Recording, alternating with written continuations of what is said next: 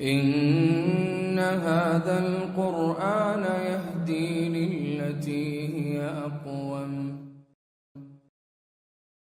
إن الحمد لله نحمده ونستعينه ونستغفره ونعوذ بالله من شرور أنفسنا ومن سيئات أعمالنا، من يهدي الله فلا مضل له ومن يضلل فلا هادي له، وأشهد أن لا إله إلا الله وحده لا شريك له، وأشهد أن محمدا عبده ورسوله صلى الله عليه وسلم. أما بعد، اللهم انفعنا بما علمتنا وعلمنا ما ينفعنا وزدنا علما.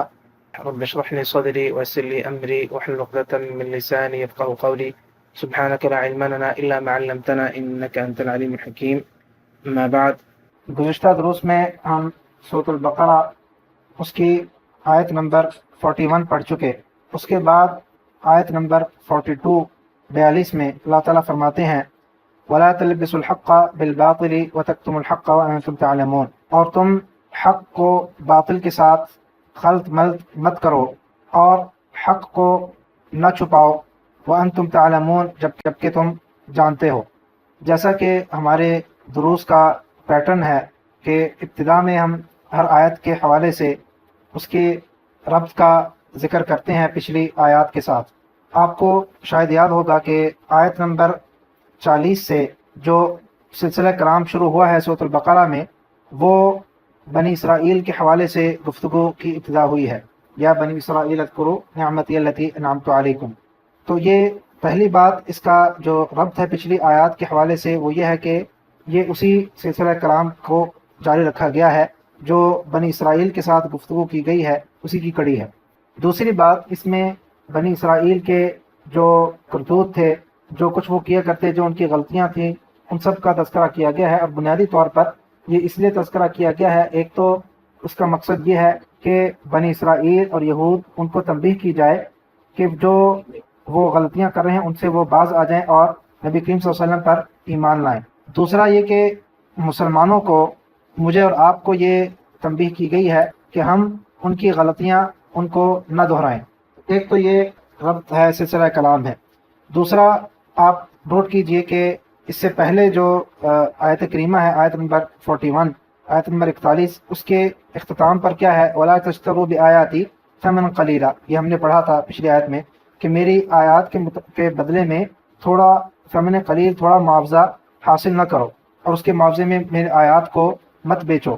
اب وہ جو آیات کو بیچنا ہے تھوڑے معاوضے کے مقابل میں، وہ اس کی بہت ساری صورتیں، جیسے کہ ہم پچھلی آیت کی تفسیر میں ذکر کر چکے. اس کی ایک صورت یہ ہے جو اس آیت کریمہ میں ذکر کی جا رہی ہے، جو ہم آج پڑھے ہیں، آیت نمبر 42. اور وہ کیا ہے؟ ثمن قلیل، آیات کے بدلے میں ثمن قلیل کو حاصل کرنا. اس کی ایک صورت یہ ہے کہ حق کو باطل کے ساتھ خلط ملط کر دینا اور حق کو چھپا دینا. یہ بھی اسی کی ایک صورت ہے جو پچھلی آیت کریمہ میں جس کا تذکرہ ہوا تھا. تو یہ اس کا ربط ہے اور سلسلہ کلام ہے. اس کے بعد، جیسا کہ ہمارا طریقہ کار ہے، ہم آیت کے الفاظ کے معنی پر غور کرتے ہیں اور ان کو پڑھتے ہیں. تو اس کی آیت کے جو الفاظ ہیں ان کے معنی کو دیکھتے ہیں. اللہ تعالیٰ فرماتے ہیں وَلَا تَلْبِسُوا، ولا اور نہیں، تلبسو تم لبس کرو یعنی خلط مت کرو. لبسا، یہ تلبسو فعل مضارع سے جمع کا صیغہ ہے، اور لبسا اس کا بنیادی روٹ ورڈ ہے، لبسا یا لبسا، اور اس کا معنی ہوتا ہے کسی چیز کو دوسری کے ساتھ ایسے ملا دینا کہ دوسری چیز کے ساتھ وہ مشابہت رکھنے لگ جائے، خلط ملط ہو جائے، مشتبہ ہو جائے، پتہ نہ چلے کہ صحیح کیا ہے غلط کیا ہے. ایک چیز کو دوسری چیز کے ساتھ ملایا گیا ہے، دونوں آپس میں مکس ہو جائیں اور ایک دوسرے سے وہ مشابہت رکھنے لگے. یہ بنیادی طور پر اس کا معنی ہے. تو ولا تلبسو، اور تم اس طرح سے خلط ملط نہ کرو. کس چیز کو؟ الحق، حق کو خلط ملط نہ کرو. کس چیز کے ساتھ؟ بالباطل، باطل کے ساتھ. اور یہ جو دو الفاظ ہیں، حق اور باطل، یہ دونوں واضح ہیں، اس کی تشریح کرنے کی ضرورت نہیں ہے، اور دونوں ایک دوسرے کے متضاد ہیں.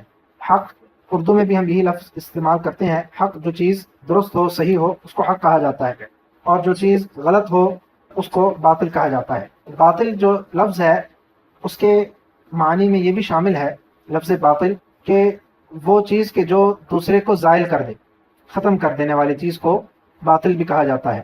تو باطل کے معنی میں یہ شامل ہے. باطل کو اسی لیے باطل کہا جاتا ہے کیونکہ وہ حق کو زائل کر دے، حق کو ہٹا دیتی ہے، پیچھے کر دیتی ہے. تو بہرحال حق اور باطل یہ دونوں الفاظ ایک دوسرے کے متضاد ہیں اور ان کے معنی واضح ہیں۔ وَلَا تَلْبِسُوا الْحَقَّ بِالْبَاطِلِ، اور تم حق کو باطل کے ساتھ خلط ملط نہ کرو، اس کے ساتھ ایسا نہ کر دو کہ حق جو ہے وہ باطل سے پہچاننے کے قابل نہ رہے۔ اس کے بعد اگلا لفظ ہے، فرمایا وَتَكْتُمُوا، اور تم کتمان نہ کرو، یعنی چھپاؤ نہیں۔ کتما تکتمو یہ بھی فعل مضارع کا صیغہ ہے، جمع کا صیغہ ہے، اور کتما اس کا روٹ ورڈ ہے، اور کتما کا معنی بنیادی طور پر کسی چیز کو چھپانے کے، کسی چیز کو ختم کرنے کے معنی میں آتا ہے۔ وَتَكْتُمُوا الْحَقَّ، اور تم حق کو نہ چھپاؤ۔ اس کے بعد اگلا لفظ ہے وَأَنْتُمْ تَعْلَمُونَ، وَأَنْتُمْ، اور تم، تعلمون تم جانتے ہو۔ اور یہ جو جملہ ہے وَأَنْتُمْ تَعْلَمُونَ، اس کو عربی گرامر میں جملہ حالیہ کہا جاتا ہے۔ جملہ حالیہ کا معنی یہ ہے کہ اس کے جب ہم ترجمہ کرتے ہیں اس کے معنی یہ بنتے ہیں، اور حال یہ ہے کہ تم جانتے ہو۔ وَأَنْتُمْ تَعْلَمُونَ، اور حال یہ ہے، یعنی صورتحال یہ ہے کہ تم جانتے ہو، یعنی تم جانتے بوجھتے ہوئے یہ کام کر رہے ہو۔ یہ بنیادی طور پر اس کا معنی ہے۔ تو اختصار سے اس آیت کریمہ کے الفاظ اور اس کے معنی یہ بنتے ہیں، وَلَا تَلْبِسُوا الْحَقَّ بِالْبَاطِلِ، اور تم حق کو باطل کے ساتھ خلط ملط نہ کرو، اس کے ساتھ مکس نہ کرو، اس طرح کے حق اور باطل میں تمیز واضح نہ رہے، اور حق کو تم نہ چھپاؤ جبکہ تم جانتے ہو۔ اب آتے ہیں ہم اس کی تفسیر کی طرف۔ تو پہلا نقطہ اس حوالے سے یہ ہے کہ وَلَا تَلْبِسُوا الْحَقَّ بِالْبَاطِلِ، اس آیت کریمہ کا جو پہلا ٹکڑا ہے وہ کیا ہے کہ حق کو باطل کے ساتھ خلط ملط نہ کرو، اس کے ساتھ مکس نہ کرو۔ اس سے مراد کیا ہے؟ یعنی اللہ تعالیٰ نے یہود کو یہ کہا کہ تم لوگ، ان کی ایک صفت یہ بیان کی گئی ہے، یہودیوں کی جو بری صفات ہیں جن سے، جیسے ہم نے ابتدا میں ذکر کیا، اس سے مراد یہودیوں کو تنبیہ بھی کرنا ہے کہ وہ اپنی اس غلط روش سے باز آ جائیں، اور مجھے اور آپ کو اور قیامت تک آنے والے مسلمانوں کو بھی تنبیہ کرنا مقصود ہے کہ ہم ان غلط طریقوں کو نہ اپنائیں، غلط روش کو نہ اپنائیں۔ تو پہلی روش جو بتائی گئی ان کی غلط طریقہ وہ کیا ہے کہ وہ حق کو باطل کے ساتھ مکس کر دیتے تھے، اس کو خلط ملط کر دیتے تھے۔ وَلَا تَلْبِسُوا الْحَقَّ بِالْبَاطِلِ، تو اس چیز سے اللہ نے ان کو منع فرمایا کہ حق کو باطل کے ساتھ مکس نہ کرو، اس طرح سے کہ حق اور باطل میں تمیز کرنا باقی نہ رہے یا اس کے ممکن نہ رہے۔ اب اس کی مثالیں کیا ہیں، کس طرح سے وہ یہودی حق کو باطل کے ساتھ مکس کرتے تھے، اس کے ساتھ خلط ملط کرتے تھے۔ صحابہ و تابعین سے اس آیت کریمہ کی تفسیر میں جو باتیں منقول ہیں، انہوں نے بہت ساری اس چیز کی مثالیں بیان فرمائی ہیں کہ یہودی کس طرح سے حق کو باطل کے ساتھ مکس کرتے تھے، خلط ملط کرتے تھے۔ حضرت ابن عباس فرماتے ہیں کہ وہ اس کی ایک صورت، ایک مثال یہ ہے کہ وہ جھوٹ کو سچ کے ساتھ مکس کر دیتے تھے، یعنی جب کوئی بات کرتے اس میں سچ بھی ہوتا، کچھ حصہ سچ کا ہوتا اور کچھ حصہ جھوٹ کا ہوتا، اور دونوں کو مکس کر کے بیان کیا کرتے، چاہے وہ بات دینی ہو چاہے دنیاوی ہو۔ یہاں پر جو بات ہو رہی ہے کہ یہودی کیا کرتے تھے، جھوٹ کو سچ کے ساتھ ملاوٹ کرتے تھے، جھوٹ کو سچ کے ساتھ ملاتے تھے۔ وہ جھوٹ کیا تھا اور سچ کیا تھا، چاہے دنیاوی معاملات میں ہو چاہے دینی معاملات میں ہو۔ اسی طرح امام مجاہد نے فرمایا کہ وہ لوگ یہ بھی کیا کرتے تھے کہ یہودیت اور نصرانیت کو اسلام کے ساتھ مکس کرنا، حق اور باطل کو خلط ملط کرنا کیا ہے، اس کی ایک صورت، ایک مثال یہ ہے کہ یہودیت اور نصرانیت کو اسلام کے طور پر پیش کرتے تھے۔ یہودیت اور نصرانیت، عیسائیت، یہ دو الگ مذاہب ہیں، اور اسلام ایک صحیح صاف ستھرا حقیقت پر مبنی دین ہے، واحد دین ہے جو اللہ کے ہاں مقبول ہے۔ یہودی دین اور عیسائی دین، اس میں یہودیوں نے بہت ساری اور عیسائیوں نے بہت ساری تبدیلیاں کی ہیں، وہ صحیح دین نہیں ہے، وہ درست دین نہیں ہے، اس میں بہت ساری ملاوٹیں ہیں۔ تو فرمایا امام مجاہد نے کہ یہ یہودی اور یہ اہل کتاب، ان کا جو خلط ملط کرنا ہے جس سے اللہ تعالیٰ نے ان کو منع کیا ہے، اس کا ایک طریقہ، ایک مثال یہ ہے کہ وہ اپنے دین کو اسلام کے ساتھ مکس کرتے ہیں۔ ظاہر یہ کرتے ہیں کہ وہ بھی اسلام میں اور عیسائیت میں اور یہودیت میں کوئی فرق نہیں، لیکن حقیقت کچھ اور ہے، اور حق کو باطل کے ساتھ ایسے ملا کر پیش کرتے ہیں کہ دوسرا شخص یہ سمجھے کہ شاید یہی حق ہے۔ اور آج بھی دیکھیں تو یہودی اور عیسائی یہی کام کر رہے ہیں۔ کیا کہا جاتا ہے یہودی اپنے دفاع میں یا عیسائی اپنے دفاع میں یا مسلمانوں کو راہ حق سے ہٹانے کے لیے کیا کہتے ہیں کہ جی سارے دین سماوی ہیں، جتنی یہ کتابیں ہیں، اسلام، یہودیت اور عیسائیت، یہ تینوں چیزیں، یہ تینوں دین آسمان سے اترے ہوئے ہیں، اس لیے ہم تینوں میں معمولی سا فرق ہے، بہت تھوڑا سا فرق ہے، اور ہمیں مل کر رہنا چاہیے۔ اور یہ تقارب ادیان کے نام سے اور جو دیگر مذاہب ہیں ان میں آپس میں اتحاد کے نام پہ یہ غلط باتیں لوگوں میں رواج کرتے ہیں۔ اتحاد کسی کے ساتھ بھی یہاں پر اگر بات آئی ہے تو یہ بھی سمجھتے جائیے کہ کسی دین کے ساتھ، کسی فرقے کے ساتھ اتحاد مسلمانوں کا صرف ایک بنیاد پر ہو سکتا ہے، اور وہ بنیاد اللہ نے قرآن کریم میں خود بیان فرمائی ہے۔ سورۃ آل عمران میں فرمایا قُلْ يَا أَهْلَ الْكِتَابِ تَعَالَوْا إِلَىٰ كَلِمَةٍ سَوَاءٍ بَيْنَنَا وَبَيْنَكُمْ۔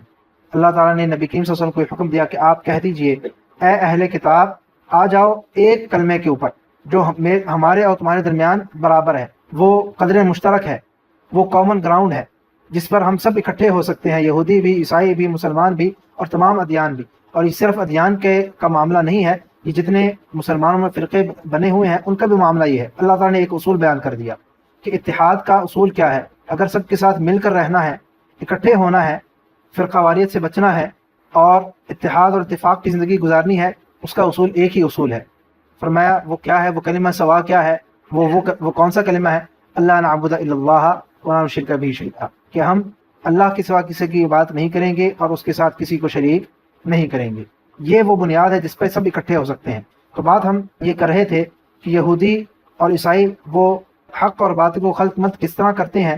اس کی ایک مثال، ایک طریقہ یہ ہے کہ وہ اپنے دین کو اسلام کے ساتھ مکس کرتے ہیں اور اس کے طرح کا پیش کرتے ہیں کہ ہمارے درمیان کوئی بڑا فرق نہیں ہے، یہ چھوٹی موٹی باتیں ہیں، جس طرح لوگ آج کل بھی کہتے ہیں یہ تو مولویوں کی باتیں ہیں، کہ انہوں نے یہ کیا ہوا ہے ورنہ ایسا کچھ نہیں ہے۔